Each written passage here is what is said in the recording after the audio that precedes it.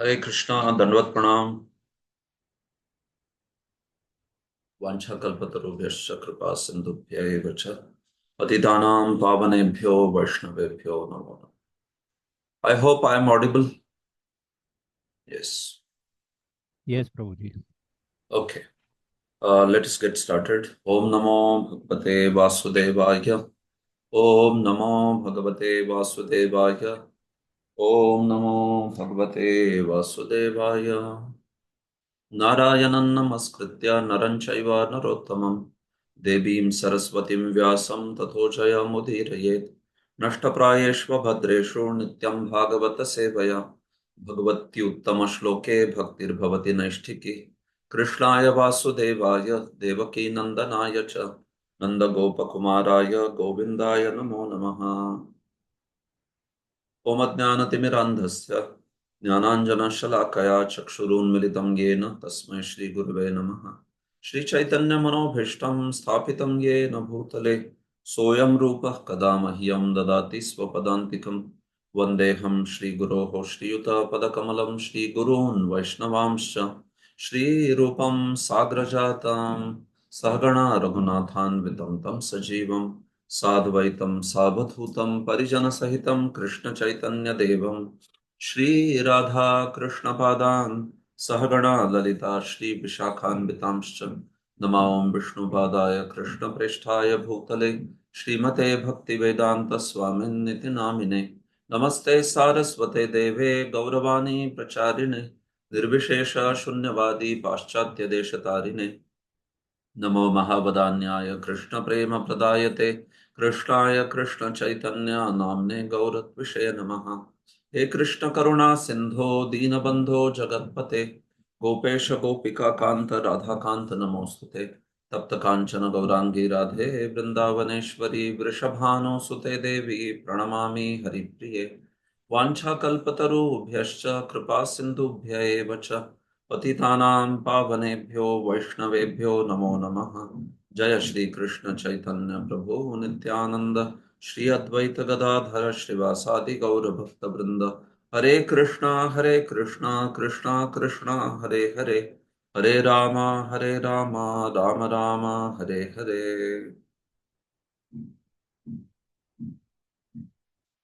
हरे कृष्णा। श्रीमद् भागवत महापुराण की जय।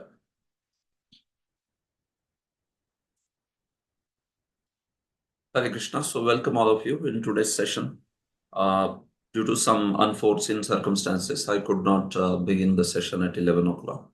So, that's why I posted the message at the last moment that we will start 15 minutes late. So, apologies for the last minute notice. Sarvashastra Otherwise, Sarvashastrabdi Piyusha.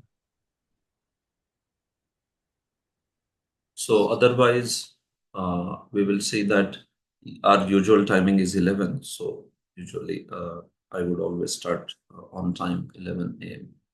Okay, so in today's session, we wish to begin the second chapter of the 11th canto. Yesterday, we have completed the first chapter. So now, from the second chapter onwards, there is Vasudeva Narada Samvada, one of the philosophical sections of this 11th canto.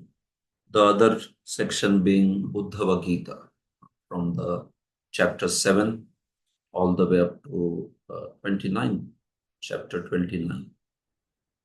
So, in this particular section, which is 4 chapters, Vasudev Narad Samvad, the conversation between Vasudev and Narada. So, in these chapters, which is chapter second, third, fourth, and fifth, there is also a wonderful philosophical discussion, especially pertaining to 4 questions. Actually, what happens is in every chapter, uh, Nimi Maharaj he asks one main question, and that is answered by some of the Navayogendras, the 9 sons of Rishabdeva, who are all exalted preachers of Bhagavatam. So, in every chapter, second, third, fourth, and fifth, you will find that Nimi Maharaj's questions are there. And these questions are pertaining to specific topics under devotional service. Like in this chapter, Nimi Maharaj asks about Bhagavata Dharma. He asks about process of devotional service.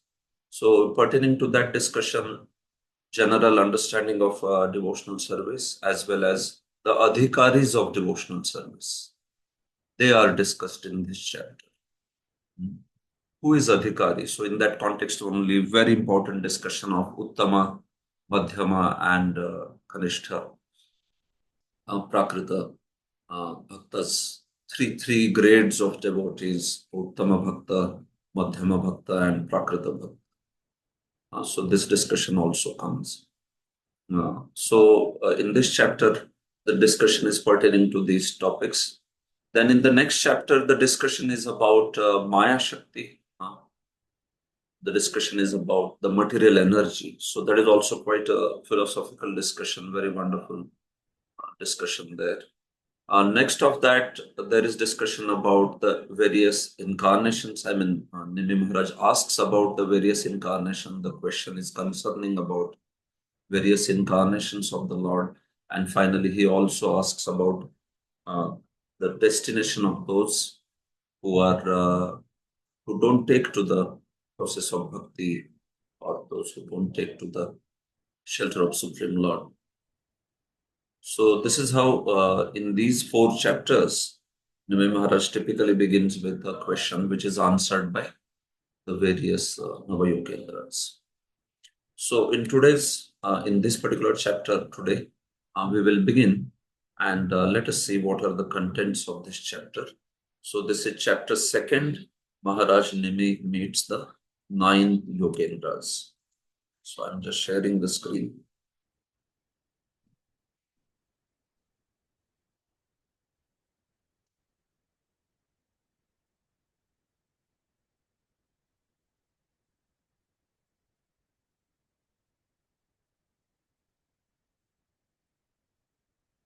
Okay, so I think you can see my screen now.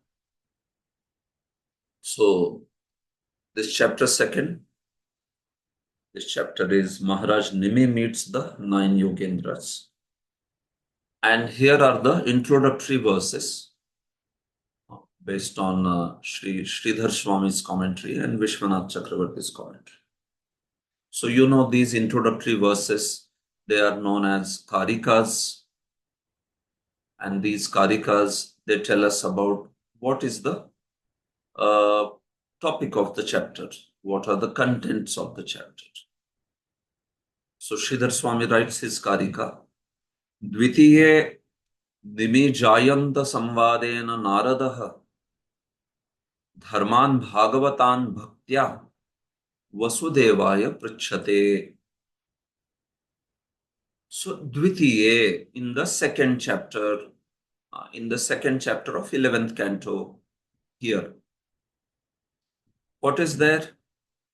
What is spoken?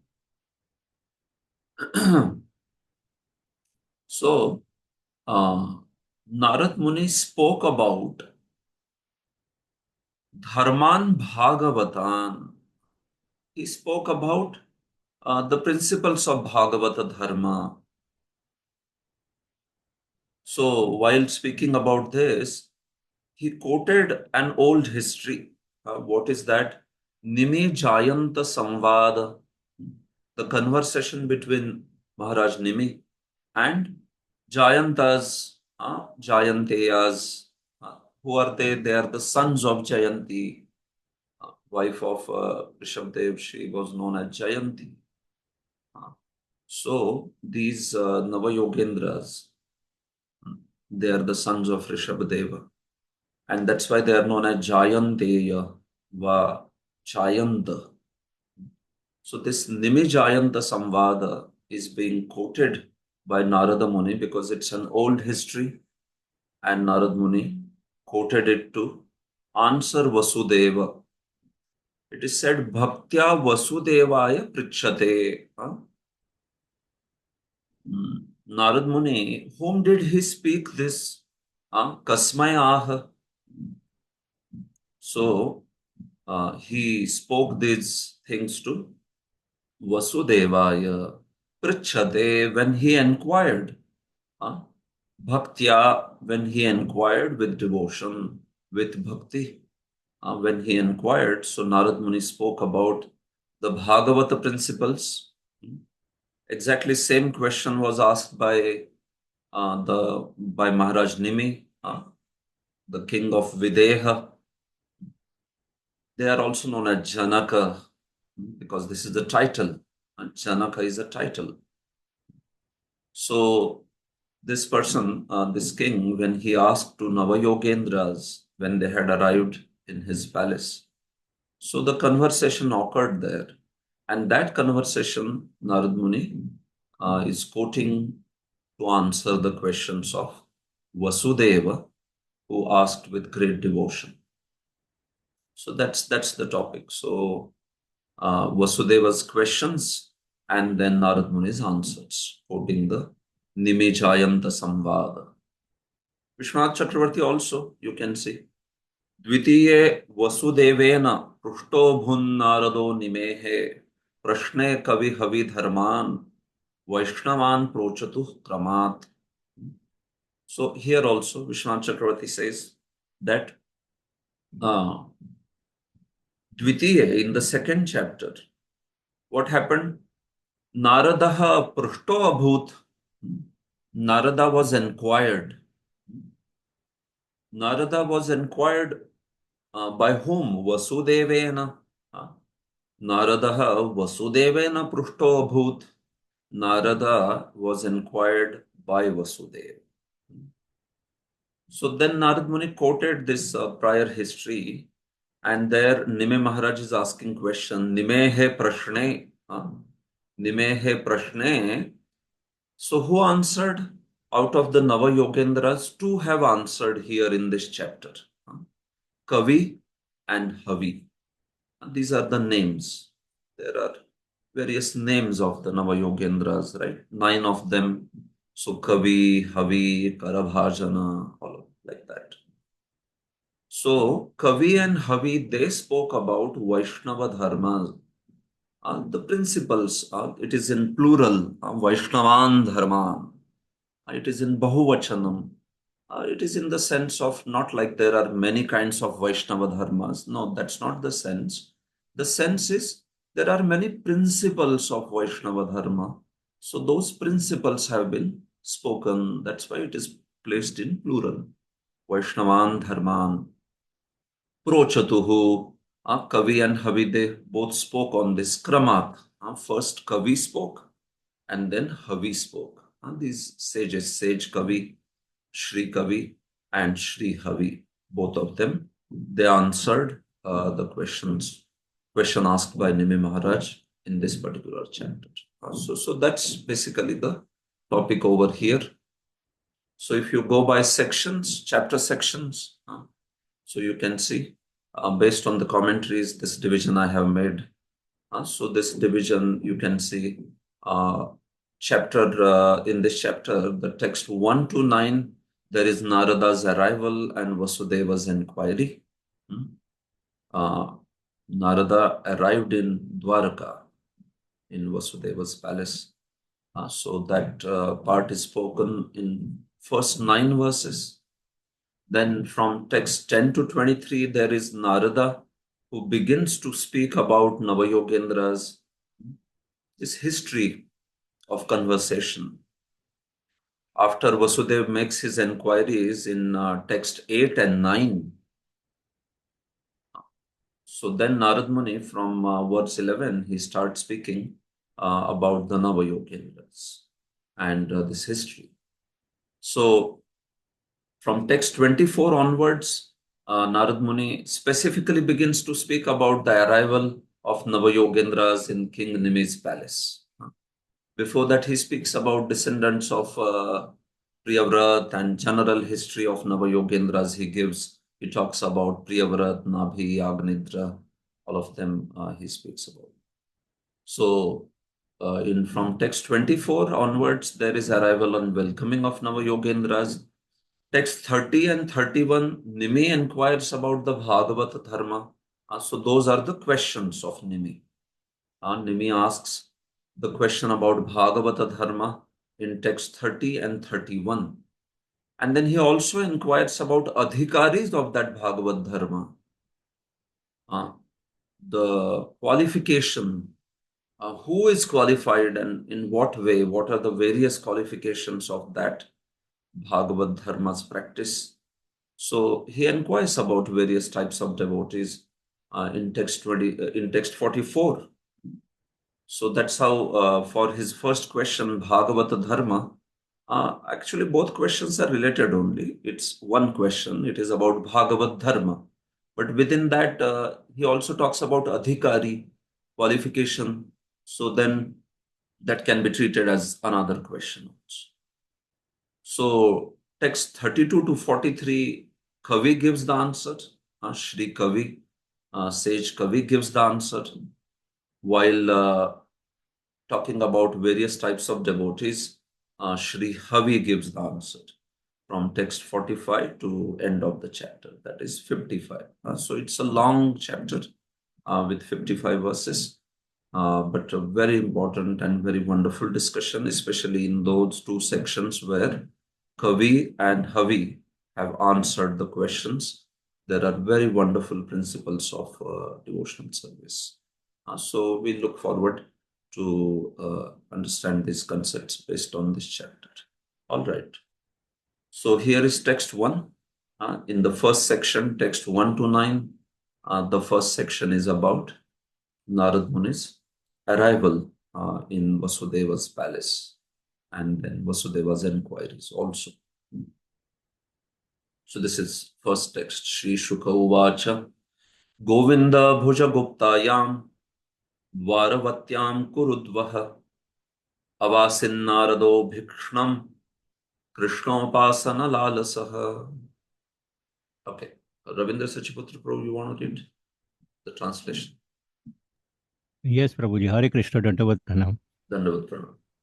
Shri Shukadev Goswami said, eager to engage in the worship of Lord Krishna, or best of the Kurus, Narad Muni stayed for some time in Dwarka, which was always protected by the arms of Govinda. Thank you, Guru. That's all. Yeah, that's all. Thank you. That's all. Thank you. So Shri Shuka Uvacha, Shri Shukadev continued. So you can see this chapter is now taking another context. In the prior chapter, we talked about Shukadev speaking about the Maushala Upakhyan, the context in which the cursing of the sages to the Yadus happened. So that particular incident happened towards the end of Lord Krishna's stay in the material world, his pastimes in the material world. So this particular incident of Narad Muni being instructed, Narad Muni instructing Vasudeva, that has happened before actually. It is not that it is going kramika, it's in that same order, no. So this had happened much before this particular thing. But he's describing it later as a different context. He's talking primarily about the aspect of Tattva Nirupanam. So Shukdev Goswami will come back to the context of disappearance again in the sixth chapter. So for now, this particular conversation that has happened between Vasudeva and Narad, it is of a different time. It has happened much before, like that. So in this context, Sri Shuka continued. So he says that Naradaha avatsid. Naradaha avatsid. Narad resided. Where did he reside? So it is said Dwaravatyam. Naradaha Dwaravatyam avatsid. Narada resided in Dwaravati, Dwaraka. It was very difficult to know what is the entrance of Dwarka. So that's why one reason why Dwaraka was known by that name was Dwaraka. Huh? Where is the door? Which is the door? What exactly is the door of this place? Because the way it was built, that it was very difficult to understand even the meaning. It was like a fortress. So sometimes even in the material world we see, fortresses are built in such a way. uh, Even there are forts like Janjira, where you know that you can't understand where is the door exactly of that, so that it would be difficult for the enemies to attack. So Dwaraka, that was also one of the meaning of the word. Dwaravati va Dwaraka. So Narada, he resided in this place, Dwaraka. Abhikshnam. It is said Abhikshnam. He always, he was there in Dwaraka. He would be always there in Dwaraka. Every now and then he was in Dwaraka. So, why did he stay there? So it is mentioned Krishno Pasana Lalasaha. Because Narad Muni was so much eager to always engage in Krishna's worship. Krishno Pasana Lalasaha. He had a great lalasa, a great greed, intense desire, eagerness to do Krishnopasana. I mean, please Krishna, serve Krishna, talk to him, hear him, serve his lotus feet. That is called Krishnopasana Lalas. So because of that, he was constantly there in Dwarka only. Although surprisingly, Narada was cursed by Daksha that you cannot stay in one place, right?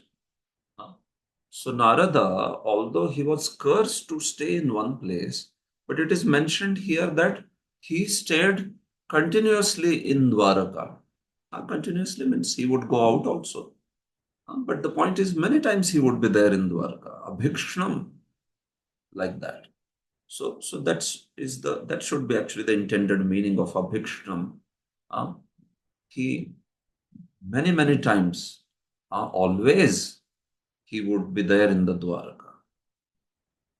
That Dwaraka is said to be Govinda Bhujakuptayam. Kidrishi Dwaraka. What sort of Dwaraka? How is that Dwaraka glorified? Well, Govinda Bhujagupta. That Dwaraka was Govinda Bhujagupta, that was always protected by the mighty arms of Sri Krishna, Govinda, Lord Govinda. So he always resided here. O Kurudvaha, Shukdev Goswami is addressing Parikshit Maharaj, Kurudvaha. So Sridhar Swami, talking about this explanation of this verse, you can say, he says, Abhikshnam prasthapitopi punah punah avadsit iti arthaha. Abhikshnam, what is the meaning of word abhikshnam? He says, prasthapitaha api punah punah avadsit. Although Narad Muni was sent away by Lord Krishna, prasthapita, you understand? Prasthapita. Prasthapita means one who was sent away. He was bade farewell many times by Lord Krishna, meaning Narad Muni would come there and then Krishna would, what he would do is he would uh, allow Narad Muni to witness his pastimes and all. And then he would ask Narad Muni to go and fetch the news of the world. Jiva Goswami says that Narad Muni would be sent by Krishna to bring Loka Vritta Jidnyasa. He says that. Loka Vritta Jidnyasa. So, of course, Lord Krishna is Sarvagya. But still, I mean, he knows that Narad Muni is anyway very fond of delivering the conditioned souls all over the world. So, Krishna would also ask Narad Muni, okay, what is happening in this part? What is happening in that part? How are the devatas? How are the sages? So Narad Muni would go and he would fetch those news, Krishna. So that's why it is said, prasthapitaha. Kena prasthapitaha, by whom he was sent away, or sent to different places by Krishna only. But then again Narad Muni would come, Punah Punah Avatsit. He would again come back and reside in Dwaraka. That's the point. So this is what is said, Abhikshnam. That is the meaning of the word Abhikshnam. Although Lord would send Narada to various places time and again, he would come back to Dwaraka to stay there constantly. Like that. So then Sridhar Swami raises the objection. Nano Naradasya Nano Naradasya Daksha Shapan Naikatra Vasah Sambhavati iti Ashankya Ah Govinda Bhuja Guptayam. So Akshep, objection is raised. Akshepasya Samadhanam Vyakhyanam Panchalakshanam. Right? So Sridhar Swami raises an objection. Well, but Nano Naradasya Daksha Shapat, because Narada had received the curse from Daksha that you will never be able to stay in one place. You know that episode. Narad Muni was cursed by Daksha. So, na ekatra vasaha, he could not stay in one place for long. So, how was this possible that he could reside in Dwaraka constantly? How was that he could reside in Dwaraka for long time? So that particular objection is answered by the word of the verse, Govinda Bhuja Guptayam.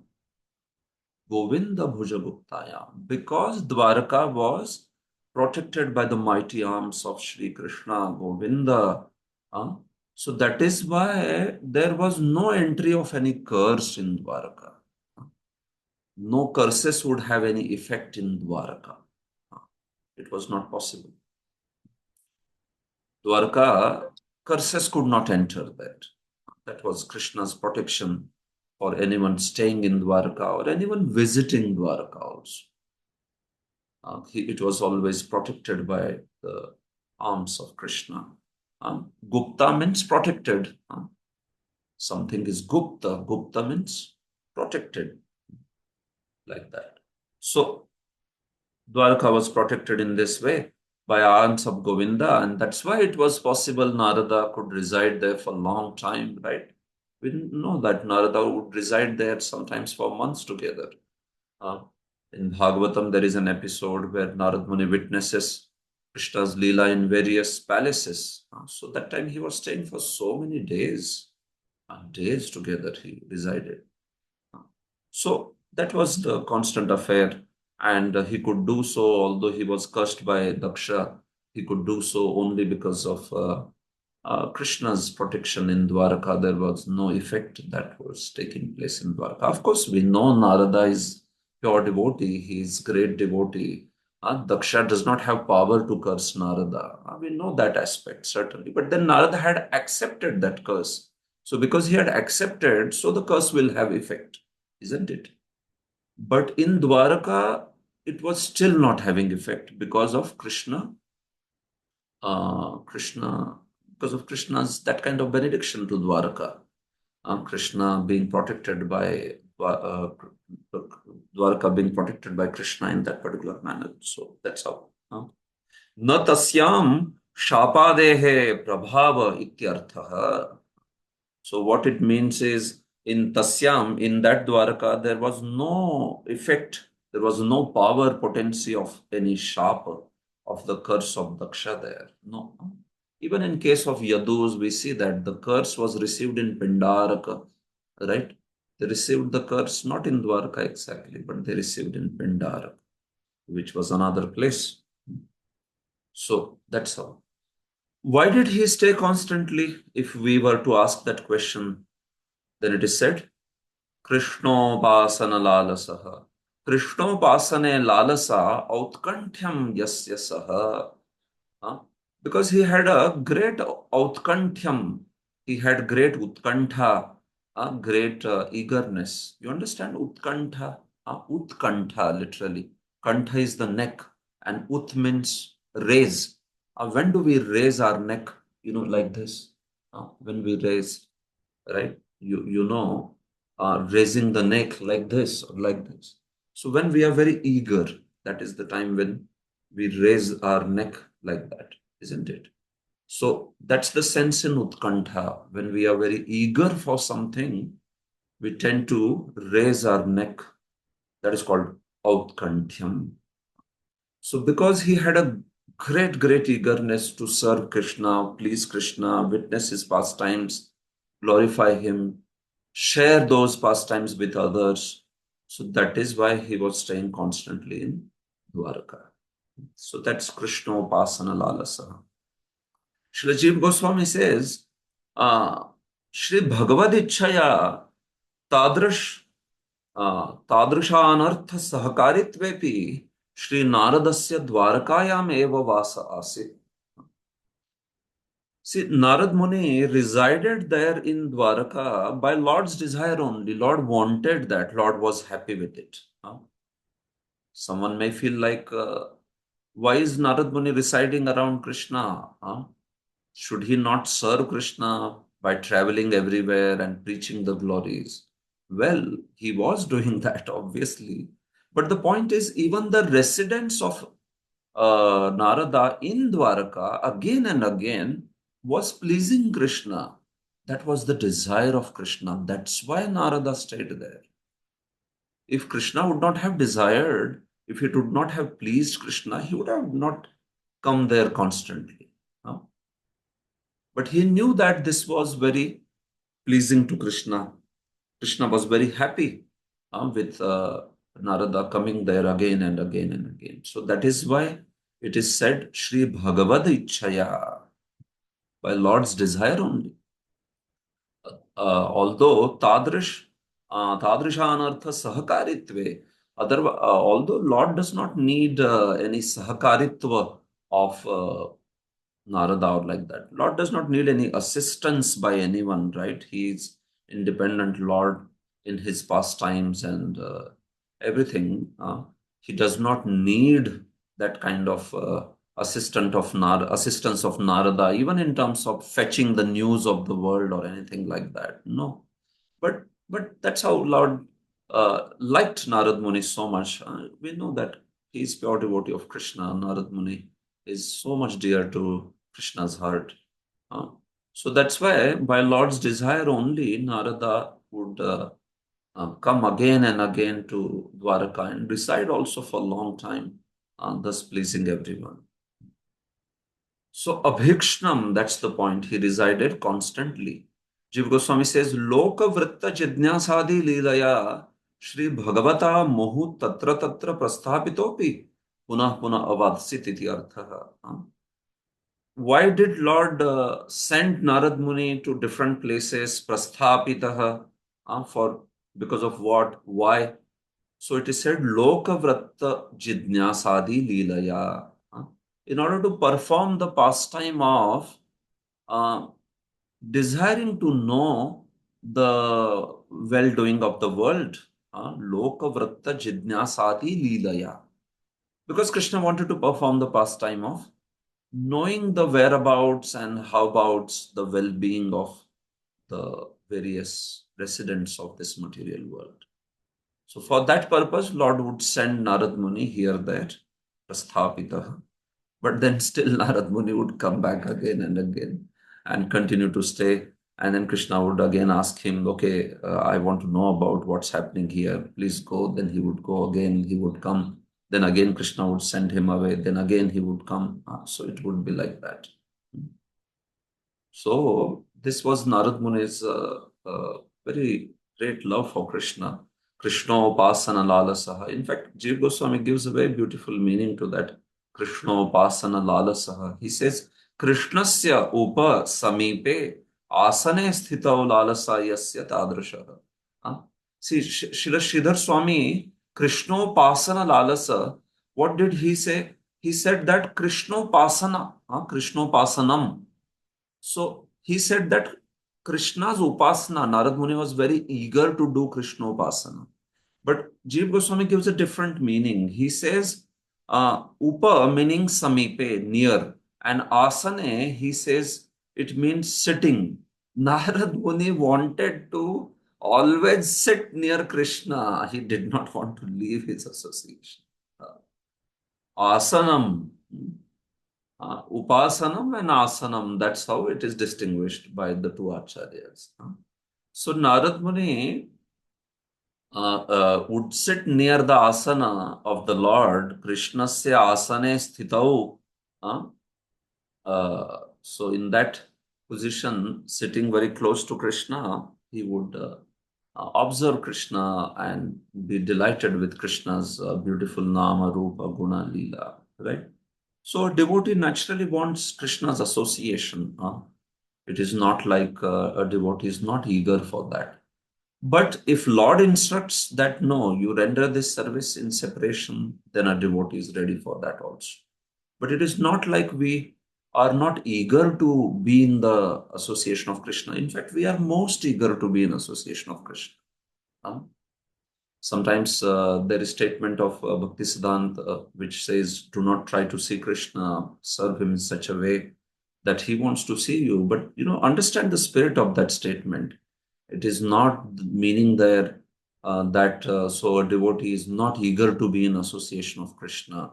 That's not the point. Oh, Krishna, a devotee is so eager to be in association of Krishna, witness his nama, rupa, guna, lila. But he does that with a service attitude. He does not want to do it just by barging in somehow. Bhaktisiddhanta would say, you cannot gate crash in the spiritual world. You cannot gate crash in the spiritual world. So, we know that I can become qualified to serve Krishna or Krishna's association like that only by service attitude. So a devotee does not want to barge in without any service attitude. He does not want to barge in Krishna's association, Krishna's personal presence or like that. But he is very eager to just get some taste of that Nama Rupa Guna Lila Seva of Krishna. So that's how the great devotees pray also, right? Satyavrat Muni in Damodarashtakam and all. A devotee is very, very eager. But that eagerness is with service attitude.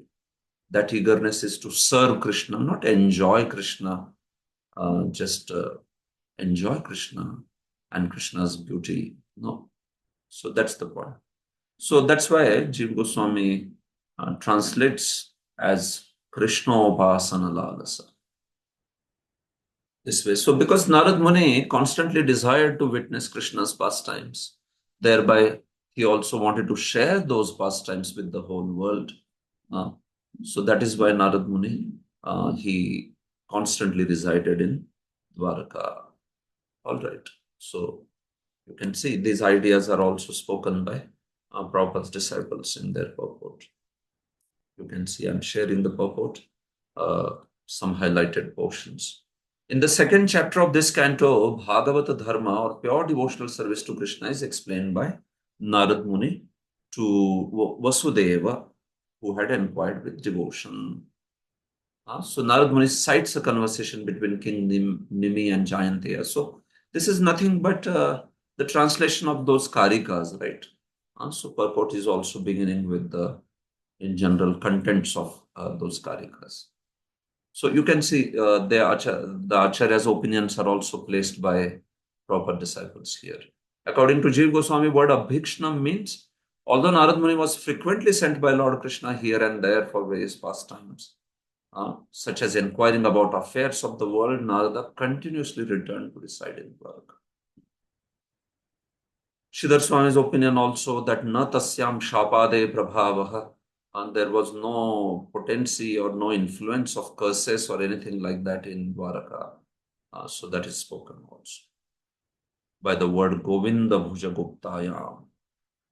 So that's how we see that anyone who takes shelter of Krishna's strong arms or Krishna's lotus feet, so for such a person, he will be freed from the misery of the world, the curses, the evil influences of this world. So that is also one lesson that is spoken by proper disciples. Text 2. All right. Konurajan Indriyavan Mukunda Charanambujam न भजेत सर्वतो मृत्युर उपास्यम अमरोत्तमैः. All right. Anant Vijay Prabhu, you want to read? King. In the material world, the conditioned souls are confronted by death at every step of life. Therefore, who among the conditioned souls would not render service to the lotus feet of Lord Mukunda, who is worshipable even for the greatest of liberated souls? Yes. Huh? So Narad Muni was residing constantly there to worship the lotus feet of Krishna. Krishna, uh, uh, he was there constantly, Narad Muni, desirous of worshipping the Supreme Lord. So, who in this world will not worship Krishna? That is what is spoken in the text second. It is spoken, in fact, with Kaimutya. Kaimutya, it is spoken in a sense of actually who in this world will not worship. Even the greatest people worship, even the ordinary people worship, and even Krishna's worship is meant for everyone, in fact. So, who in this world will not worship? Like that, the verse is talked about. So, we'll see about this. Konu Rajan Indriyavan, Ko Indriyavan, who in this world possessing senses, which means basically which conditioned soul in this world. Indriyavan here is talking about the conditioned soul because the conditioned soul possesses the material body, right? So that is why Indriyavan word has been used. Material body means Indriyavan. And there is also some specific sense there. We will see it in the commentary. So, Mukunda Charnambujam, or rather, Ko Indriyavan Mukunda Charnambujam na bhajet. ऐसा कौन होगा जो इंद्रियवान है लेकिन मुकुंद के चरणों को भजता नहीं है? Very simple Sanskrit, right? So he is saying that practically everyone should worship Krishna. It's not a surprise that Narad Muni was so much constantly desirous of worshipping Krishna. Why? Sarvatoho mrityuhu. Because a living entity in this world is constantly beset with the death. He is constantly surrounded by death, confronted by death at every step of life. Sarvataha mrityuhu.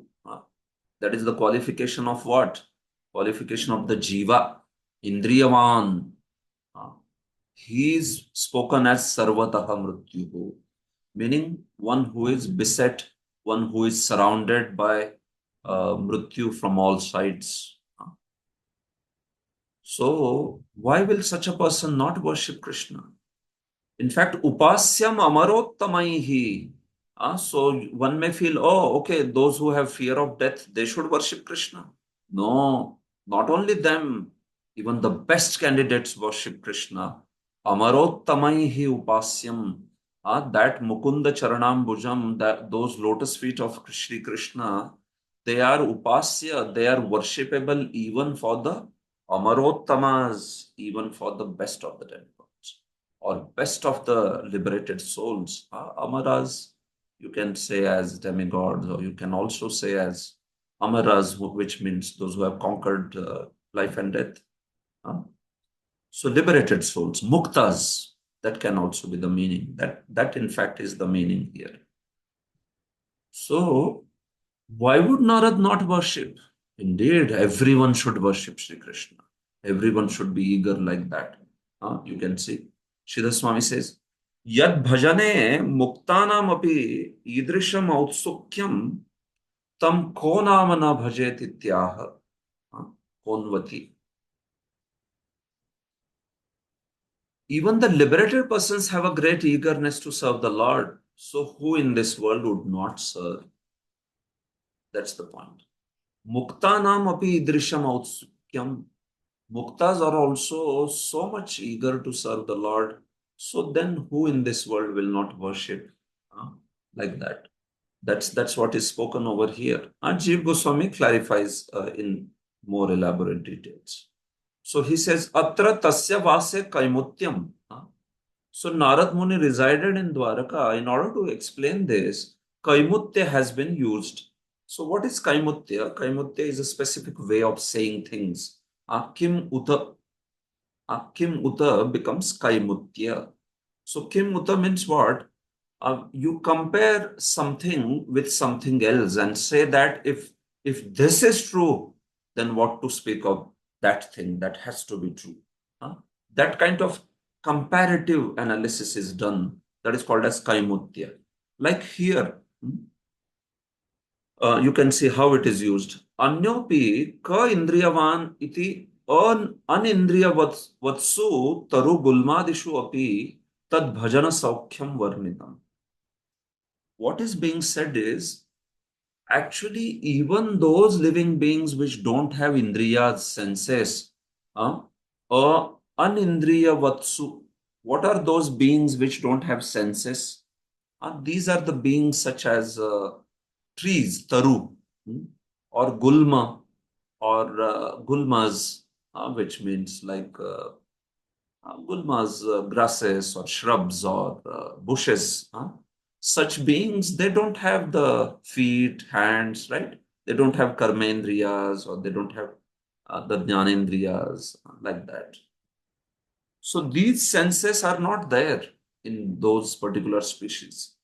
But even such living beings, tad bhajana saukhyam varnitam, even those living beings, when they serve Krishna or they get to witness something about Krishna, these beings are also delighted. So what to speak of those who have senses, who are qualified to witness Krishna's beauty, Krishna's glory? See, such a beautiful bhava is being expressed in this verse. Those who don't have senses, even they derive some pleasure in Krishna's glory. So, what to speak of those who have senses? Meaning they're qualified to taste Krishna's glory. They're qualified to see Krishna's beauty, hear Krishna's glory, smell Krishna's tulasi, eat Krishna prasad, chant the holy names. If you have those senses, you can do it. Then how much should one be eager for that purpose? Because it will bestow such a great joy on the jiva. You understand? That's the kind of sense that is there in that word indriyavan. One with senses shows that even those beings without senses, like trees or bushes, also get bliss in his service. Right? We talk about this, right? When Krishna was there, he gave bliss to every single species.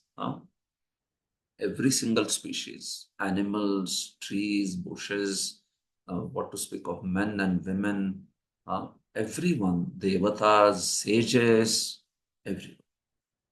So, we have the senses, they should be used for Krishna's service. Otherwise, what is the use of those senses, right? Is it not that Shaunaka Muni also prays like that in the second canto? Taravaha kim na jivanti, bhastra kim na shvasantyut. So he says about this particular aspect that, do the trees not live? And do the bellows of the blacksmith, do they not breathe?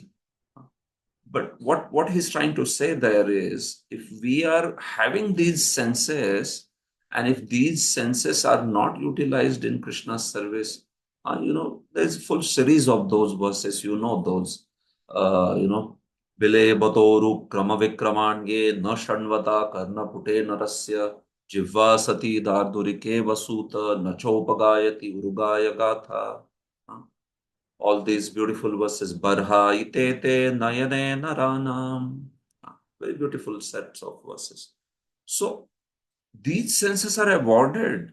Even those who don't have senses, they can experience some joy in Krishna's service, Krishna's witnessing of Krishna's pastimes. So what to speak of Indriyavan, how much they should be eager to serve Krishna and witness the joy of pure service of Krishna. That's the point. So the qualification is being maintained. You don't have to be a great sage or great scholar or somebody. If you are Indriyavan, serve Krishna, be eager to serve Krishna. That's the point. So the qualification in terms of it is such a simple qualification to serve Krishna is being maintained, to be eager to serve Krishna. Who in this world does not have senses? So anyone who has senses, how will he not serve Krishna? That's the point of his discussion. ततः सेन्द्रियवान को न भजेत इति स्वभावता एव तद योग्यम सर्वेषाम इति अर्थः. So by saying those who don't have senses also can enjoy some saukhya in Krishna's service. So what to speak of those who have senses?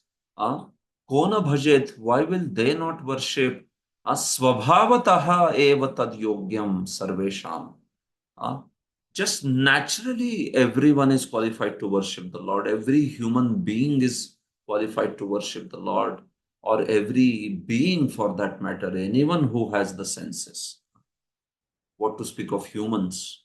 They have developed senses, in fact, in that particular sense. So, bhakti adhikar is for everyone. That's the point.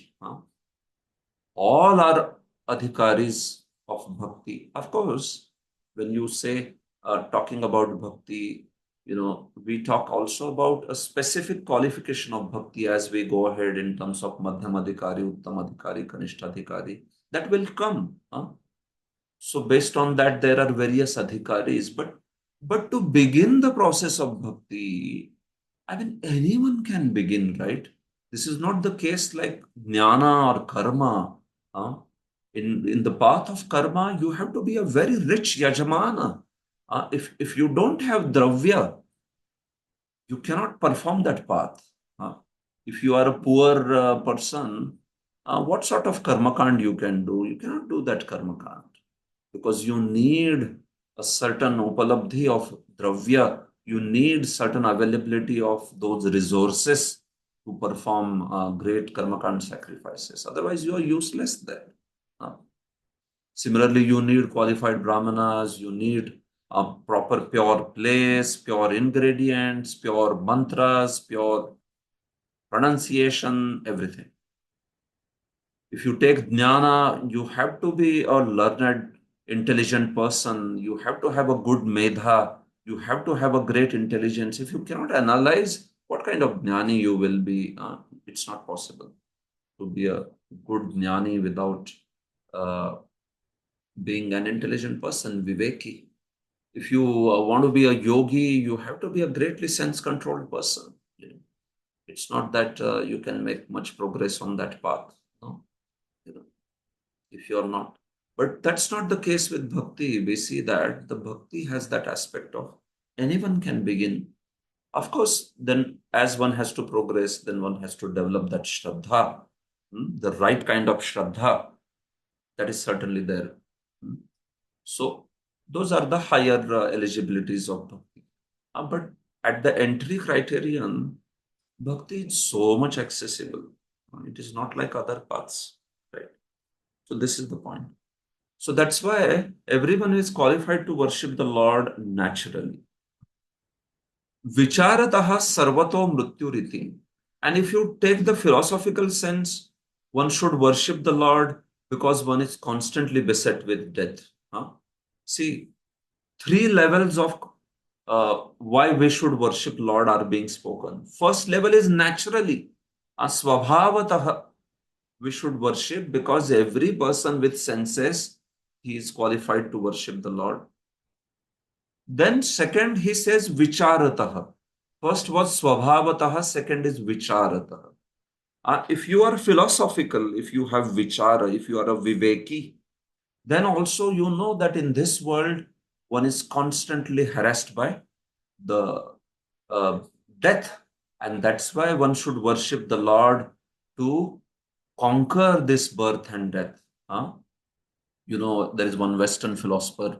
He says contemplation of death is the beginning of philosophy. Sometimes these philosophers, they also are able to capture some snippets of wisdom, right? Some flashes of wisdom. So, very nice statement. Contemplation of death is the beginning of philosophy, right? It is true, isn't it? Krishna also says, Janma Mrityu Jara Vyadhi Dukkha Dosha Anudarshan. So, Vicharataha, if one is philosophical, then one will know that in this world, Sri Krishna, the Supreme Lord, He is the one who can award that freedom. That is why I should worship Him. So in this way, Svabhavataha and Vicharataha also. So finally he says, Nachaidam sadharam jananam eva tad bhajniyam iti ayatam apitu muktanam apityaha upasyamiti. So this way one can say, okay, so the ordinary people, they should worship the Supreme Lord, right? That's what you mean to say, isn't it? This is what you want to say. Either Swabhavataha, naturally person should worship, or if somebody is philosophical, then also he should worship. So basically you mean to say ordinary people who are troubled with the death and birth and death and all the other miseries of life, they should worship, right? That's all you are saying. So he says, no. Huh? Does this mean that only ordinary persons worship the Lord? No. He is worshipped by even the liberated persons.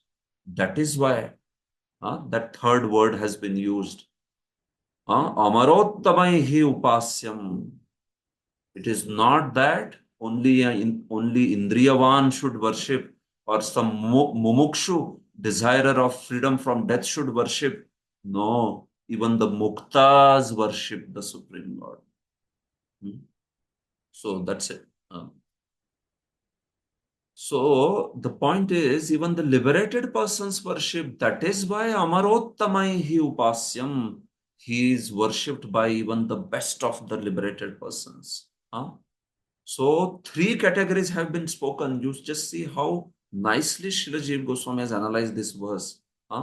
He says, Tad evam vishayi mumukshu muktanam api tad bhajaniyam iti sthite. So this proves that the vishayi, the materialistic person, ordinary person, should also worship Krishna.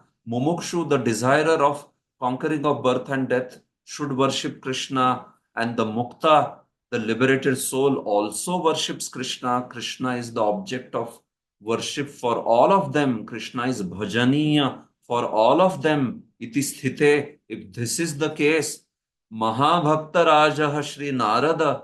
So then what to speak of our Mahabhakta Raj Shri Narada, who is the king of the best of the devotees, the king of the great devotees. How that Narada katham na bhajediti bhava. How is that Narada, you can say, not going to worship the Lord? So it is not a surprise. Narada's constantly residing there in Dwaraka. It is not a surprise because Krishna is to be worshipped by Vishayis, materialistic people. He is to be worshipped by mumukshus, those who are desirers of mukti, and he is to be worshipped by even the liberated associates. So this is his point. Why will or how will the king of all great devotees, Narada, not serve him constantly? So you understand? This is how the Kaimutte has been used. This is how Kaimutte has been used. If the liberated associates worship Krishna constantly, if the mumukshus worship Krishna constantly, in fact, even the Indriya, those who have Indriyas, those should worship also Krishna constantly. So who in this world should not worship, or who in this world should not worship the Supreme Lord? Everyone should. That's the point. This is quite natural. This is what is expansion of the verse. All right. So this is text 2 completed. You can see here in the purport, Srila Prabhupada disciples also talk about Indriyavan, that aspect, possessing senses. So they go into a great, long, lengthy discussion on how in this material world, the senses and possessing senses causes such a great suffering. So they talk about this aspect of suffering caused because of the uncontrolled mind and senses. So that's why this suffering is avoided by surrendering unto the Supreme Lord. These senses which cause suffering, these senses are temporary. They are very ephemeral, uh, transitory. They are destroyed, right? Matter is destroyed, in the sense that matter comes into being and also disappears, is unmanifest. So that is why there is Janma Mrityu Jara Vyadhi, and that is why one should, if one wants to get rid of this, that is called a mumukshu. He wants to get rid of repeated birth and death. Such person also should worship the Supreme Lord. So that is called as mumukshu. And then what to speak of devotee? So devotee does not desire the freedom from birth and death, but he wants to serve and please the Supreme Lord. So that is also, you can say, another category. Those of you who have studied 10th canto, so there we had discussed about 4 kinds of category. Vishayechu, the materialistic people; Mumukshu, those who are desirers of mukti; Bhakti Chu, those who desire bhakti; and finally those who are muktas, liberated souls. So everyone should relish Bhagavatam, or they relish Bhagavatam. So similarly, that same kind of idea, a similar kind of idea is being spoken. So they dedicate a part of Prabhupada's disciples dedicate a part of purport to explain this aspect of how senses in this world trouble us so much. That's how. So Sarvato Mrutyuhu Indriyavan, and you see these 3 words. There is sense. Indriyavan has the sense of there is no qualification needed for worshipping Krishna. You have senses, you should worship.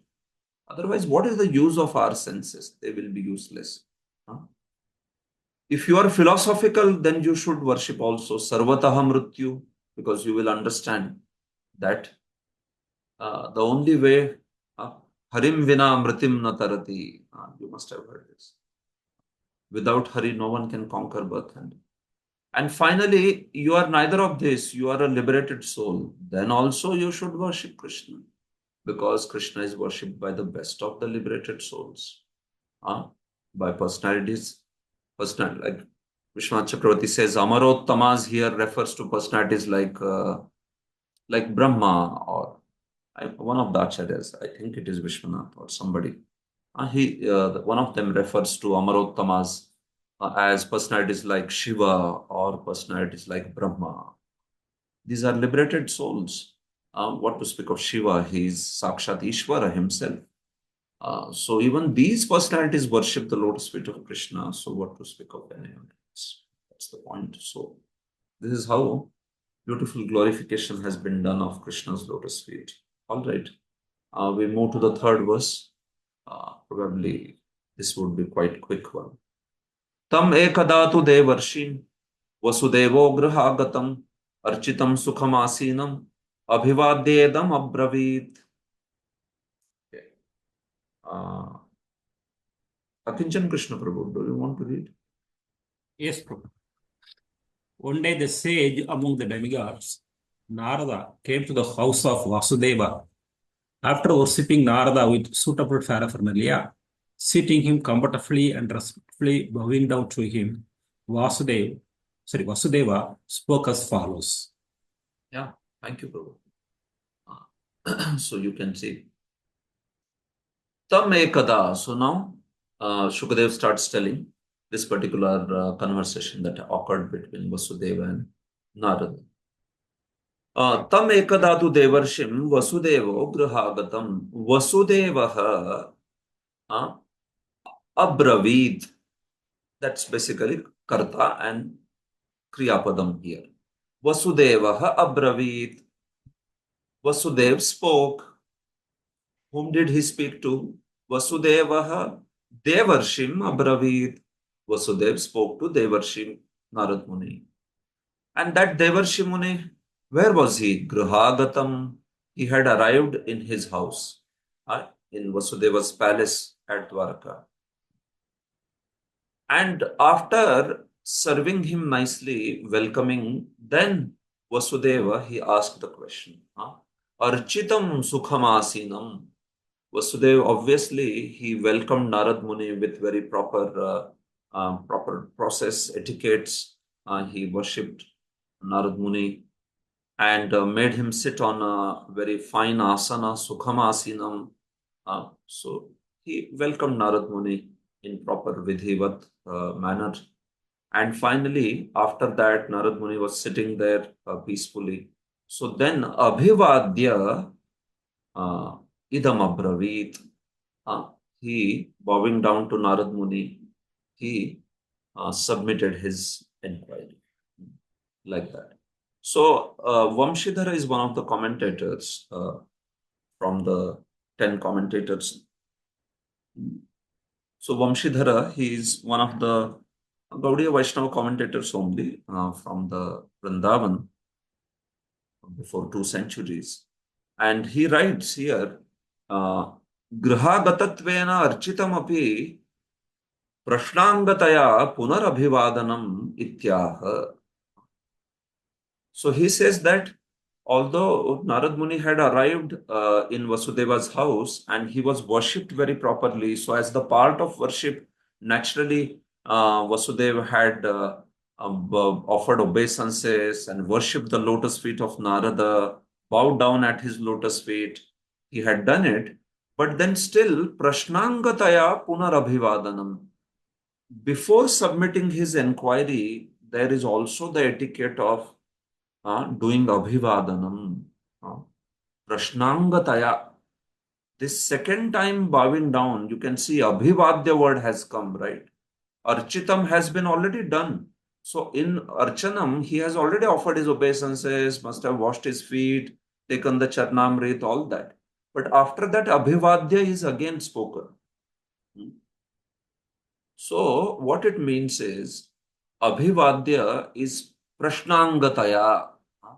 It is actually as a part of inquiry.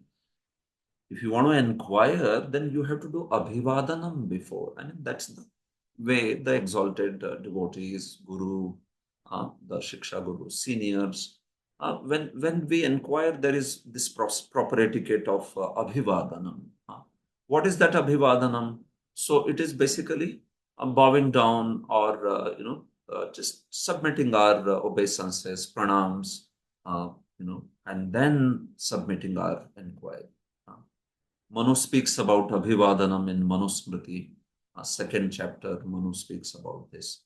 What are the various kinds of Abhivadanas and what are the benefits that are received by Abhivadanas? So, anyway, the point is that at least one can, thank the speaker and then one can submit his inquiries. So that's a kind of Abhivadanam that we can also follow in our life. Even in our society, right? Most of the devotees, we see that they practice this etiquette, very nice etiquette of, again, doing that Abhivadanam before we ask a question. So that's how even Vasudeva did here. So that's all the comment is, because I have seen on this text, nobody has commented much. So that was one interesting comment I wanted to share from Vamshidhara. Text 4. Let's go to text 4. Shri Vasudeva Uvacha Bhagavan Bhavato Yatra Swastaye Sarvadehinam Kripananam Yatha Pitror Uttama Shloka Vartmanam. Okay. Sanatan Govind Prabhu, do you want to read? Yes, Prabhu. Thank you so much. Sri Vasudeva said, "My Lord, your visit, like that of a father to his children, is for the benefit of all living beings. You especially help the most wretched among them, as well as those who are advanced on the path toward the Supreme Lord, Uttama Shloka." Thank you, Prabhu. Thank you. Yes. So Sri Vasudeva, he spoke to Narad Muni, but before that, he glorified Narad Muni for his, arrival and how he had felt so blessed by Narad Muni's presence. So Sri Vasudeva said, Bhagavan Bhavato Yatra Swastaye Sarvadehinam. Hey Bhagavan, personalities like Narad Muni, they're also known as Bhagavan, right? That is because there are two definitions of the word Bhagavan in Vishnu Puran. You must have heard one definition which is very popular. Aishwaryasya samagrasya viryasya yashashashriya jnana vairagya yoshchaiva shannam bhaga itingana. This is quite a popular definition. Bhagavan is that personality who has those six opulences, complete opulences for eternity. Samagrasya. What are those? Strength, knowledge, fame, beauty, riches, and renunciation. Six opulences. But there is another definition of also the word Bhagavan right there in the Vishnu Puran only, which is applied for the jivas, which is applied for the, not jivas, but these liberated associates, the living entities, but who are greatly empowered by the Lord. What is that? Pravrittim cha, nivrittim cha, bhutanam agatim gatim, veddi vidyam avidyam cha, savacho bhagavaniti. Parashar Muni says, that personality who knows the path of bondage and the path of liberation, pravritti, nivritti, bhutanam agatim gatim, the way the living entities, they enter into this world and liberated from this world. Vidya, avidya, one who knows also vidya and avidya. And knows meaning here, he has complete understanding of it. Such a person who has complete understanding, realization of it, such a person is also called Bhagavan. So, usually when word Bhagavan is referred for personalities like Narada or Shukadeva or such living entities, I mean to say Jiva Tattva, from that angle, although these are liberated souls, but the point is not the Supreme Lord, but the living entities, Vibhinnamshas. So when it is applied, then this second definition is applied of Bhagavan in such cases. Then they can be called as Bhagavan, like that. So simple understanding of the word is that those who are empowered by Bhagavan can be called also as Bhagavan, but there is specific definition also. When word Bhagavan is applied for Krishna or Vishnu, the Vishnu Tattvas, then it means different thing. When it is applied for the living entities or acharyas, then it means different. So that's how the point is. So here he is calling Narada as Bhagavan. Bhavato yatra, O Narad Muni, your travel, your arrival, yatra, it is swastaye. It is for the swasti. It is for actually the benefit, well-being. Well-being of whom? Sarvadehinam. It is for the well-being of all the people actually. It is for the well-being of all the people. Kripananam yatha pitro or uttama shloka vartmanam. Just as the arrival or the visit of the parents, it is so much beneficial for the dependents, right? For the children, for the offsprings, the visit of the parents is so much beneficial. Uttama shloka vartmanam. So that's why the visit of great devotees such as yourself, it is actually for our benefit. That's the purpose. You don't have any purpose in coming here. Your own purpose of, your own selfish purpose, you don't have. You come only for the sake of bestowing well-being on all the living beings. So you can see, Jiva Goswami has written very beautiful commentary on this. He says, Sarvadehinam sadharananam kripananam sarvanikrushtanam. So he says here, it is being said that personalities like Narad Muni, they bestow benefit on everyone. So three categories are being mentioned. Sarvadehinam, Kripananam, and Uttama Shloka Vartmanam. Like the prior verse, Jiva Goswami is also analyzing the words of the verse here very nicely. He says three categories of people, and Narad Muni bestows benefit on all of them. Narad Muni can benefit everyone, each one of these people. What is that? Sarva Dehinam, which means Sadharananam, ordinary people. Kripananam means Sarva Nikrishtanam, those who are actually fallen, most fallen, Sarva Nikrishta. And Uttama Shloka Vartmanam means Sarvotkrishta, those who are the best of the beings. So for all of these people, Narad Muni can award Swasti. Swasti is the benefit, well-being, auspiciousness. So that is the point. Narad Muni, it is not that he has power to bless only ordinary people or extraordinary people. No, he can bestow the best of the best people. Sarva Dehinam means for the benefit of ordinary persons. Kripananam means for the benefit of most fallen. Uttama Shlok Vartmanam means for the benefit of most exalted. So Utkrishta Nikrishta, from the most fallen all the way up to the best, Narad Muni has the power to benefit everyone, right? How many people are like that in this world, right? One may benefit a certain level of people, but can you benefit everyone? Can you benefit the best of the people?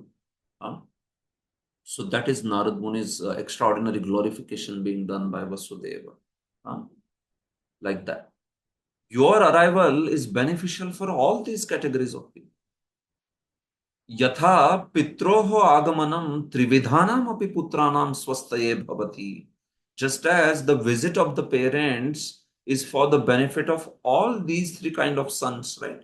Sometimes parents, a man and his wife, they may have all kinds of children, children who are very obedient, or children who are useless, good for nothing actually, or children who are very exalted, very special. All kinds of children may be there, right? They may have sons like that. But then when parents arrive, they can benefit everyone, right? They can benefit everyone. They have that desire and power to benefit everyone. They can benefit the best child and they can benefit also the worst child, because they have that affection and they have that potency to help them. This is you understand, a mundane example.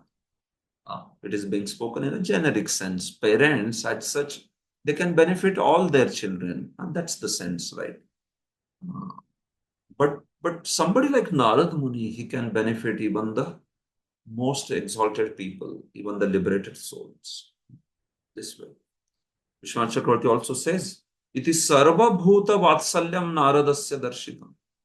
This verse is showing Narada's affection not only for the fallen souls, but also for the exalted souls. Sarva bhuta vatsalyam, amazing, no? He has vatsalya for even the sarvotkrishtas, even the best of the beings. And he also has the affection for the worst of the beings. That's how he is special. And later, next verse will compare Narada with somebody like demigods. Even the devatas don't have this nature. Devatas, they are you can say, indifferent towards those who don't worship them. So Narada's glorification is being done contrasted with devatas. And Narada is not like that. Devatas, they may be of that nature, but Narada is just affectionate to everyone. Not only he is affectionate, but he is samartha. He can bless. We see in Bhagavatam, right?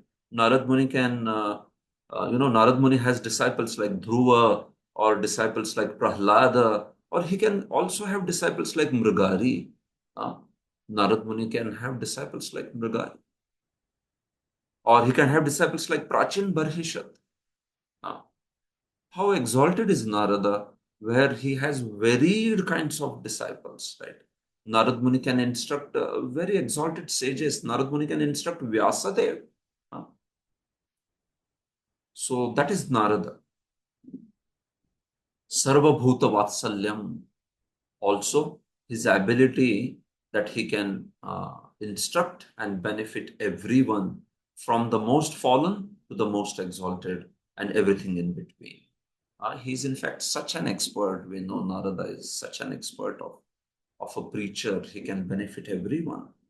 In this world, we see people have limitations. They can either help best people, or there are those who can help the worst people.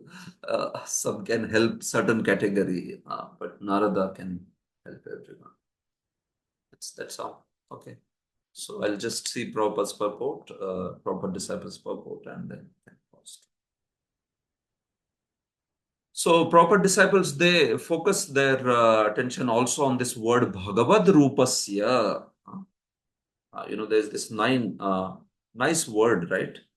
Bhagavan Bhavato Yatra Swastaye Sarvadehina Kripananam Yatha Pitru Uttama Shloka Vartmana.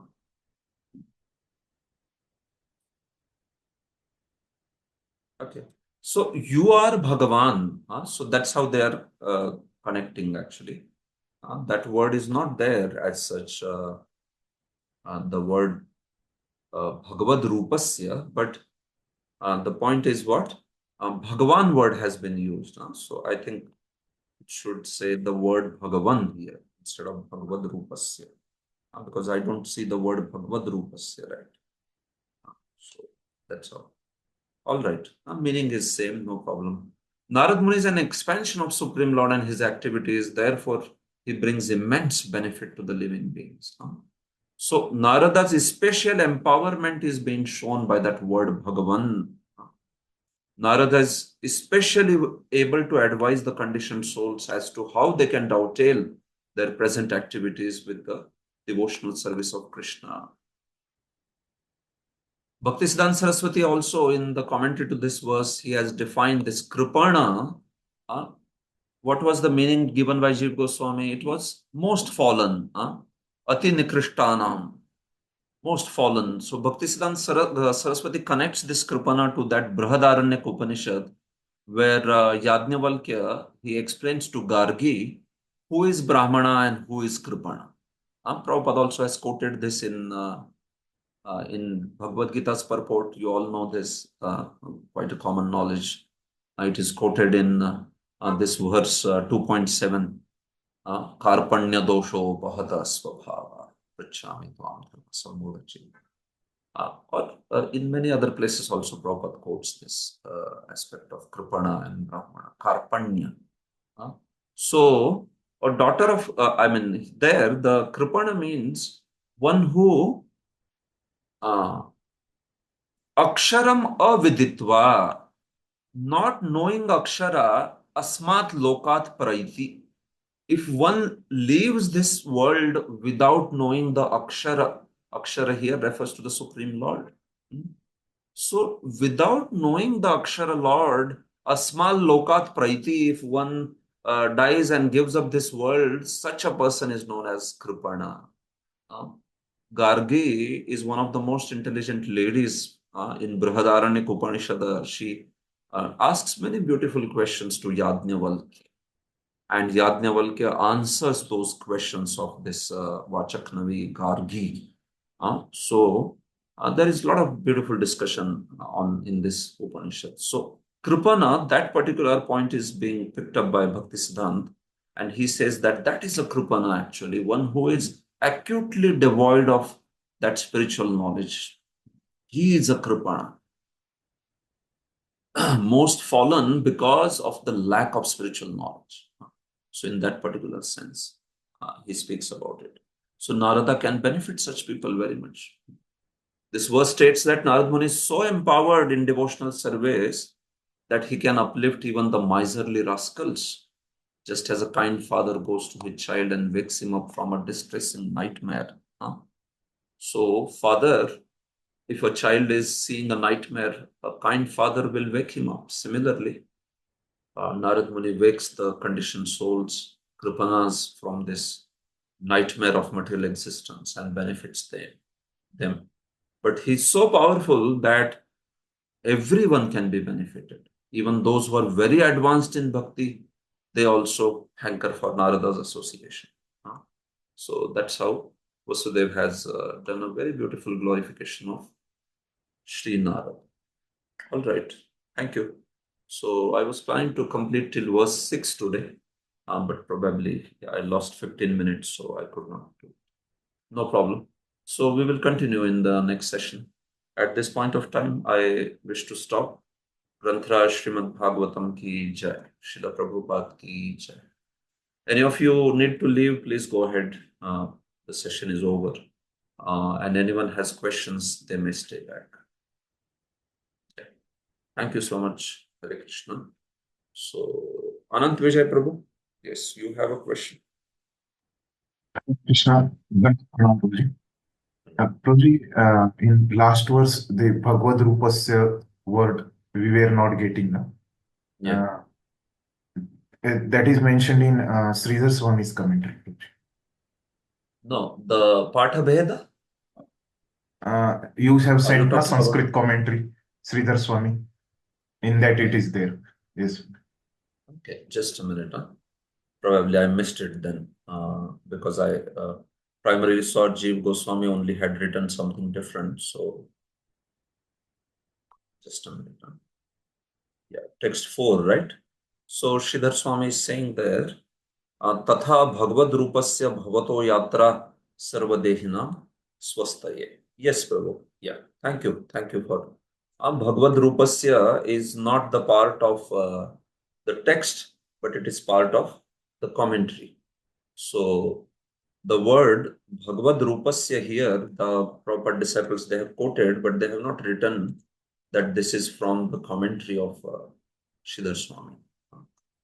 Usually, when you quote a verse like that, when you quote a word like that, one should quote the word from the text, Bhagavad Rupasya. But this is from commentary actually. So that is good. Yes, it is from Sridhar Swami's commentary. Yes, Prabhu. I did go through all the commentaries, yeah, but I was not reminded that yes, the Bhagavad Rupasya word is from Sridhar's commentary. Actually, Bhagavan is the word here in the text. So one can also explain it in a way that the word Bhagavan indicates here that Narad Muni is an expansion of Supreme Power. So in that sense. All right. Yeah. Chakrapani Prabhu, you want to ask something? So here for this verse, Prabhuji, they have mentioned, Sridhar Swami has stated, Tata Bhagavad Rupasya Bhavato Yatra Sarvadehinam. Like that they have mentioned. Anyway, that is Where in just the before Bhagavad Rupasya in the same line. You're not highlighted. okay. I'm sorry. Yeah. I didn't realize. Yeah. I probably read very fast, so that's why I didn't know. Yes, Yeah. it is coming from Sridhar's commentary. Yeah. So I take back my words. Sorry. So Prabhuji, you mentioned by three kind of understanding you have to worship. One is in the, I think, verse 2 commentary. Yeah. Bhavataha, Vicharataha, and what is the third? Well, third is Prabhu, where he is saying that, he has not put it into a particular word or like that, but the third one is the one by which, which he is connecting to that Upasya Mamarottamaihi from that angle. So he has not put a word like Vicharataha or like that, but he has put it in the sense of, okay, Muktanam api bhajaniyatvam. Krishna is to be worshipped even by the muktas, like that. So, muktas are also worshipping. So, these three categories he speaks in that sense. He is not speaking with what perspective there. The perspective there is of only that, okay, this category also worships. So, now for the first two categories, Swabhavataha and Vicharataha is coming. For the third category, what we will say, you can say something like Sadacharataha. Sadacharataha. It is the conduct of even the most exalted Sat. Sat Achar. Satam Acharaha Sadachar. So you can say, if I were to say that, okay, what is this third perspective? I would say Svabhavataha, Vicharataha, and also Sadacharataha. If you see the conduct of the liberated souls, what do? Well, they worship the Supreme Lord. So that's why we should also do. That's all. Now, I just want to understand again, what is the context of the word Swabhavataha here? Swabhavataha is only in the sense of, the bare minimum qualification of having senses. You have a body which can allow you to, relish Nam Rupa Guna Leela. That is called Swabhava here. That bare minimum qualification of just being Indriyavan. See, if somebody is not Indriyavan only, then what can you say? Like somebody cannot hear, somebody cannot smell. So then such a person, you may feel like, okay, he is incapable. He does not have that swabhava only. He does not have that basic qualification. But if somebody has that, how can such a person not worship the Supreme Lord? So swabhavataha, it is more like a bare minimum qualification. Thank you. Mahat Seva Prabhu. Prabhuji, this definition, other definition of Bhagavan, what you have spoken. Sir, Prabhuji, I just wanted to confirm, is it this one?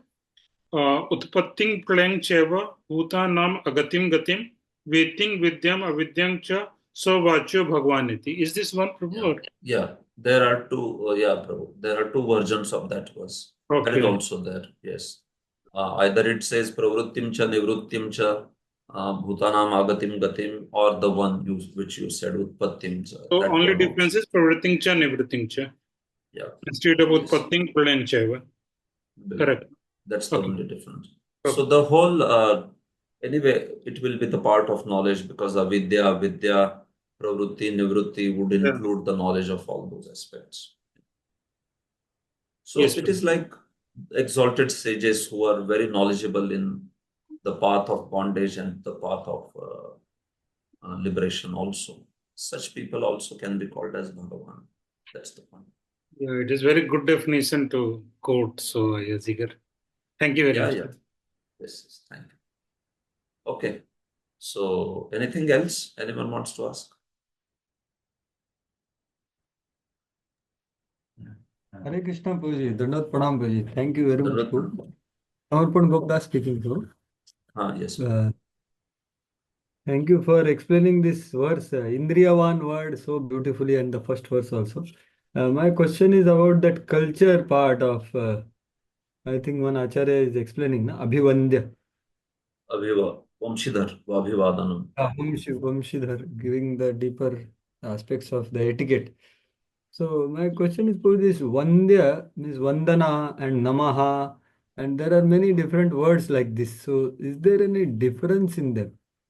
Like Namaha is offering obeisances, and then there are many other words also, no, for offering obeisances. I am not remembering now, but Yeah. Namaha is one, and then now here Abhivandya is there. So what it means? Pranama. Yeah. Pranam. See, in one place in Bhagavad Gita, Vishwanath Chakravarti, he has done some distinction in these words where he talks about Nati, Pranati, Vadanam, Abhivadanam, and like that. So I do remember that in one of the places in Bhagavad Gita. Probably I'll give you the reference of that. Usually, they can be also used in a interchangeable sense. That's how in commentaries you see they are used in an interchangeable sense. But one place I remember where some sort of distinction like that is made, that is this Bhagavad Gita. So there Vishwanath says Abhivadanam, it is basically offering respect by speech. He says Abhivadanam, that you speak and offer the respects. Something like Nati or Namanam, such things, Namati, Namami, or Namati, Namanti, and all that. There, it did not mean that, okay, one is also speaking something to glorify and all. It can be that one bows down at the feet, touches the ground, or touches the feet by one's head and all. But especially when it comes to Abhivadanam, the faculty of speech is involved. There is not only bowing down, but there is also speaking, glorification by speaking certain. Manu says that one glorifies the person takes his name and glorifies the person. And these sort of things are there in Manusmriti. I don't remember now the whole thing. But this much I remember very clearly, that Abhivadya has the sense of speaking. You have the sense of not just bowing down, but you also speak there. That is called Abhivadana. So Vishwan Chakravarti, in that Bhagavad Gita's context, I remember, he talks about the respect offered by the mind, the respect offered by the speech, and then respect offered by the body. And for that, he has different words. He says that these are the words that are used for these different respects offered by these three faculties. Like that, he says. So if I remember the reference, I'll just share you exact reference.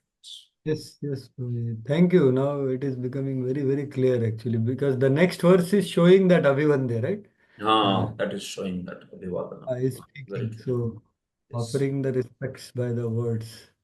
Yeah. Yes. So this typically is done, you can say, right? Varyaneshate Prashna, sometimes even Shukdev does that just to encourage, or the sages do that also. They appreciate the questions and all that.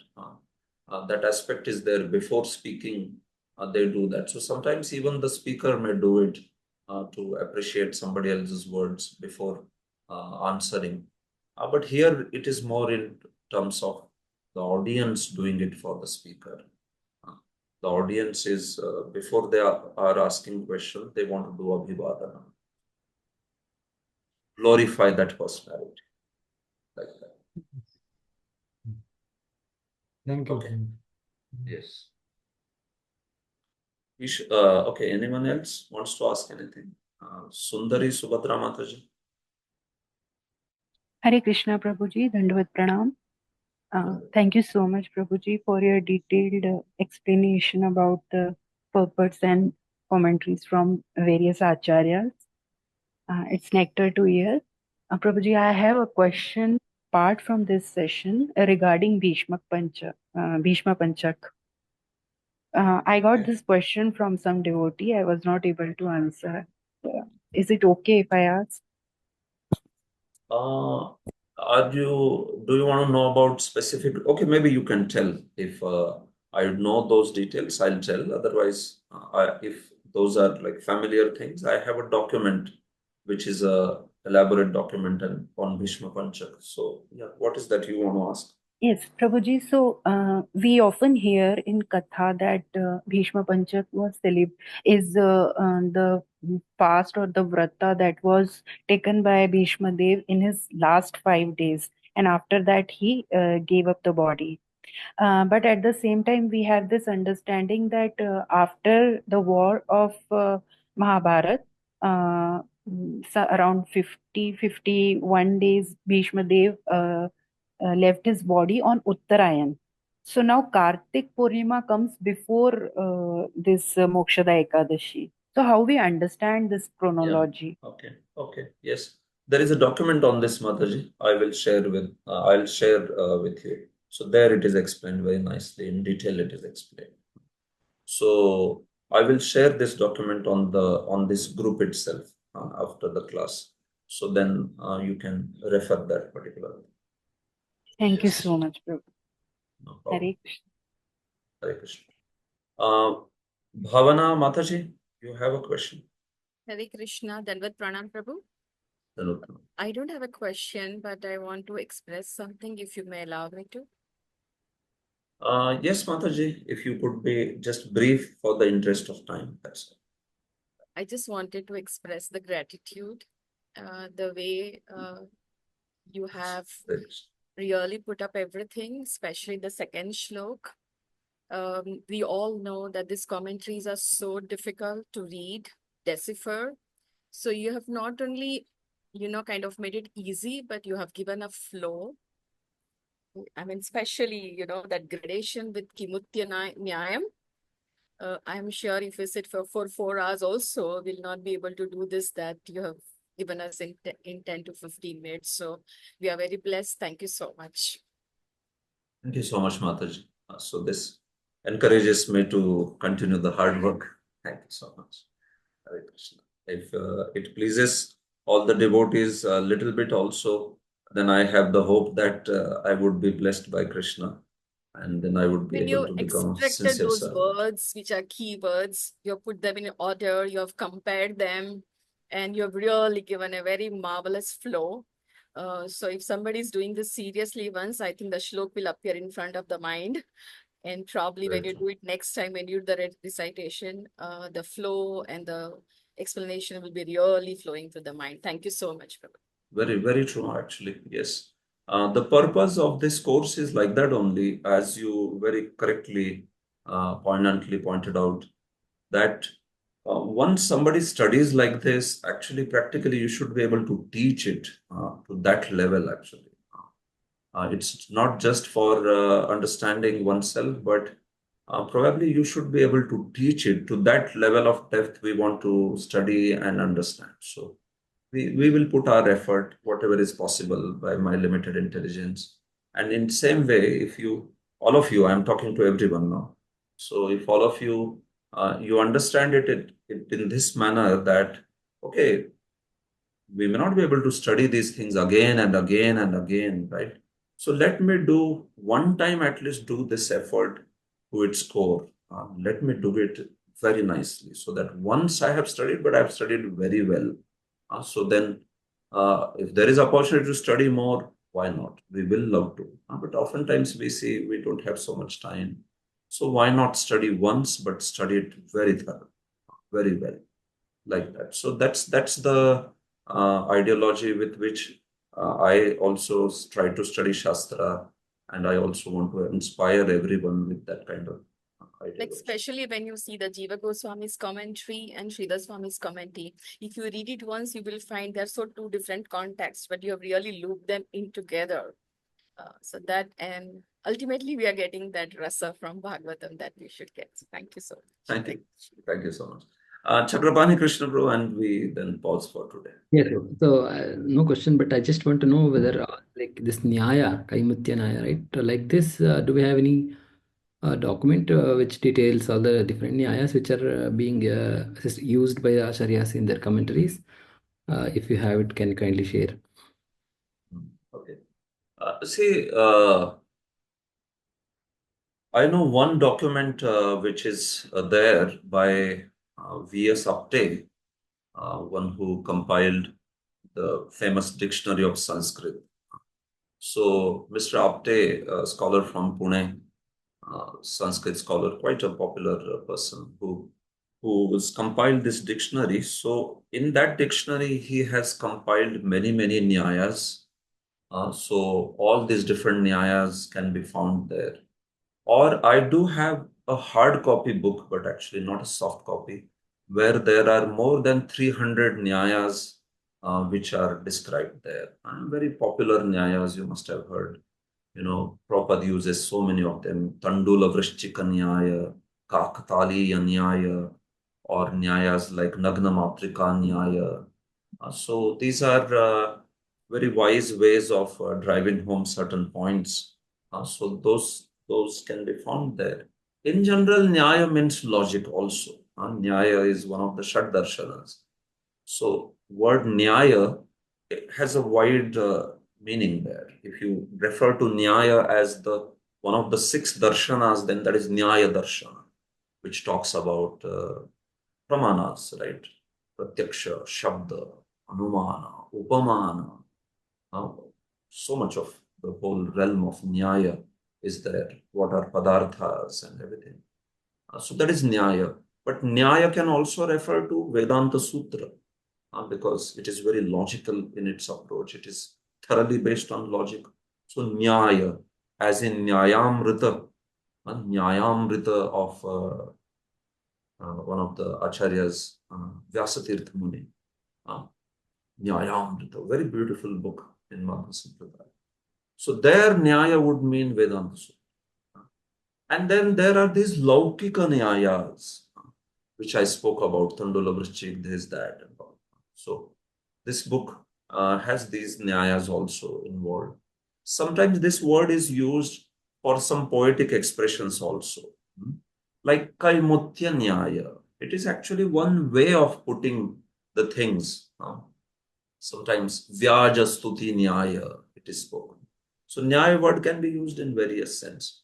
So if you are looking for Nyayas, by that you mean Laukika Nyayas, which I spoke, right? Many of the Laukika Nyayas. Then, yeah, there is a standard book of that, which is a very good Sangraha. I can share the name of that. Okay. There's something like that, yeah, on that. So that's what is the meaning of Nyaya. Thank you, Prabhu. ग्रंथराज Shrimad Bhagavatam की जय, श्रील प्रभुपाद की Jai. जय कृष्ण।